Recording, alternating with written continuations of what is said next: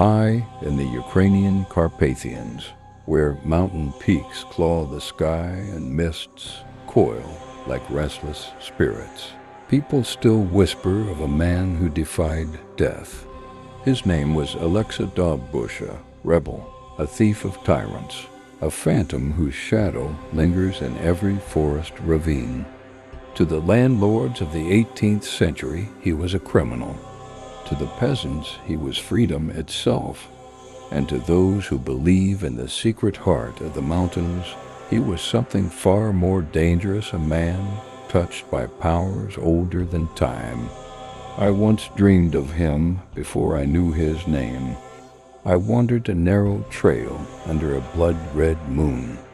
An ancient hut appeared in the darkness, its walls trembling with the wind. Inside, a Molfar waited.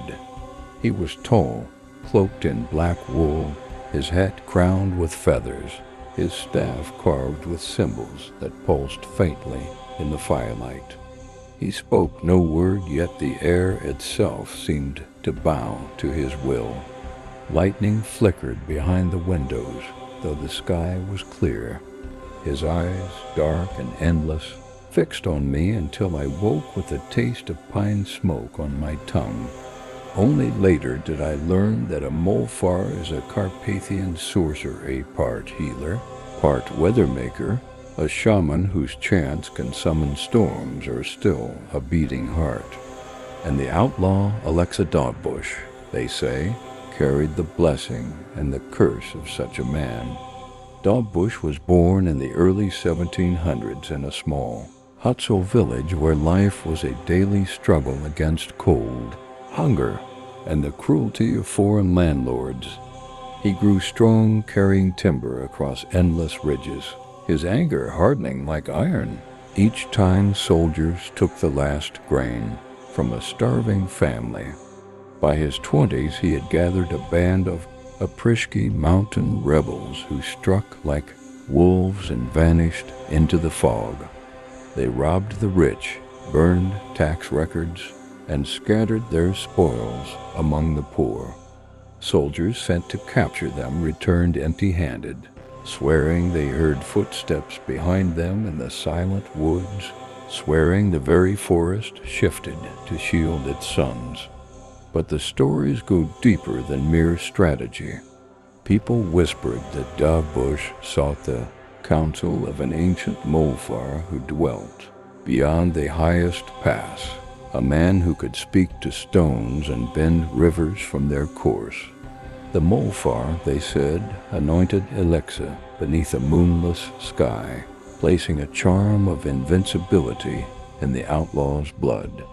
After that night, bullets flattened against his chest, knives shattered against his skin, and when the soldiers closed and he would melt into a sudden wall of mist or take the shape of a bear, his eyes burning with a terrible human rage.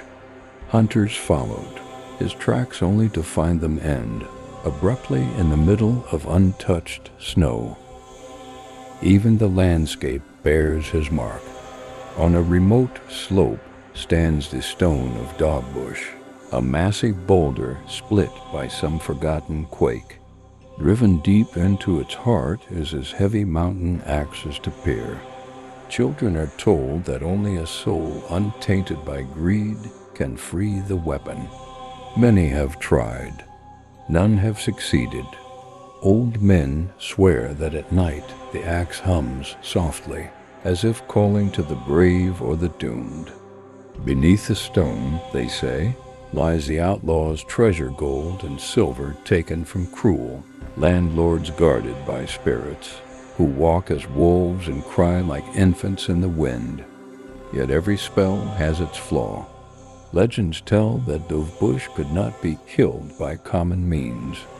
Only a bullet prepared through a midnight ritual could pierce his enchanted skin.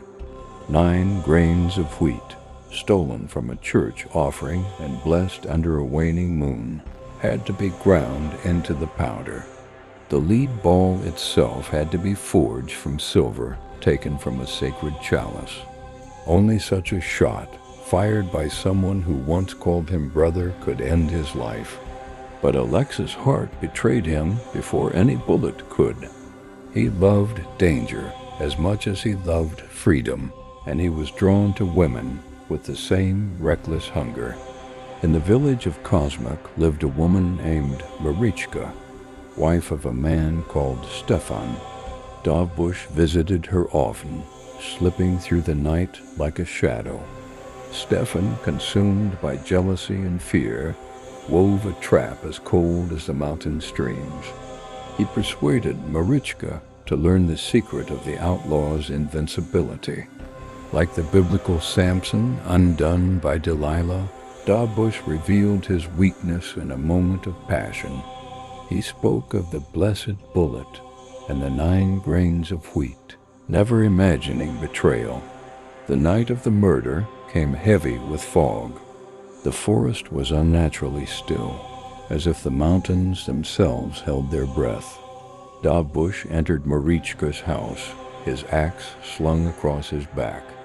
In the shadows, Stefan waited with the cursed bullet, his hands trembling though the air was hot with rage.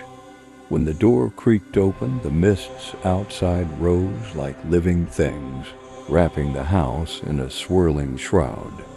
Some say Stefan hesitated, then he saw the outlaw's eyes glow like embers and felt the weight of 100 spirits pressing against his chest.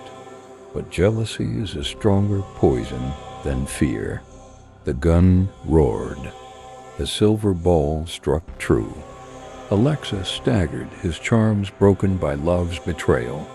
Yet death did not claim him quietly. Witnesses swore that the earth shook, and a scream rolled through the valleys like thunder. Animals fled, trees bent as if bowing to a fallen king. As he lay dying, Dovbush whispered words no one could understand, and the wind carried them into the peaks. Some believe the Molfar's power left his body in that final breath, seeping into the mountains themselves. Others say he never died at all, that he merely stepped into the realm of spirits, where he waits for the day the Carpathians will need him again. Long after his supposed death, strange things continued to happen. Soldiers who mocked his name vanished on patrols. Travelers reported a towering figure walking beside them in heavy mist, leaving no footprints. Shepherds found their flocks mysteriously guarded at night, though no dog had been set to watch. And always there is the stone of Dovbush, humming faintly under the moon, its buried axe glistening with dew that smells of iron and pine.